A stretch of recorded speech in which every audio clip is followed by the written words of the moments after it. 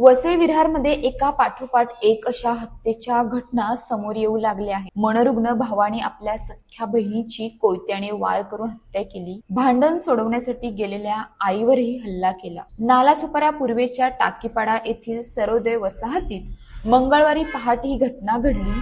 वसई विरार शहरातील 10 दिवसातील ही चौथी हत्या आहे। नालासोपारा टाकीपाडा येथील सर्वोदय वसाहतीत साईधाम वेलफेअर चाळ आहे। या चाळीत 35 वर्षीय सुप्रिया कांडे ही महिला राहते। तिची आई आणि भाऊ शेजारीच राहतात।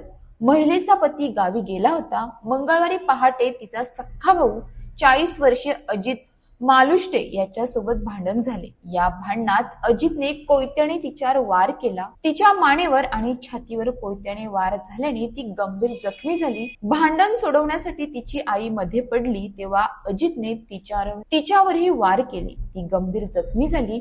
सुप्रियाचा जागीच मृत्यू झाला तर गंभीर जखमी असलेल्या आईला पालिकेच्या रुग्णालयात दाखल करण्यात आले आहे। मला सकाळी 5:30 वाजता या घटनेची माहिती मिळाली तेव्हा सुप्रिया रक्ताच्या थारोळ्यात पडली होती। तिचा भाऊ मनोरुग्ण होता।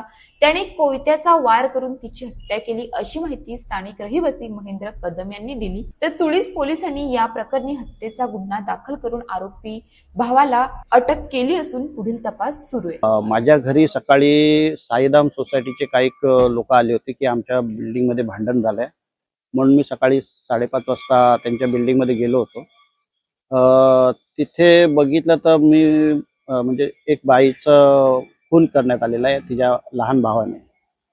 काय नाव आहे त्यांचं आणि कशा प्रकारे जी मयत झाली आहे तिचं नाव सुरेखा कानडे म्हणून आहे आणि ज्याने मारलाय त्याचं नाव अजित माळुष्टे म्हणून आहे। का नेमकं ही हत्या करण्यात आली काय माहिती आहे?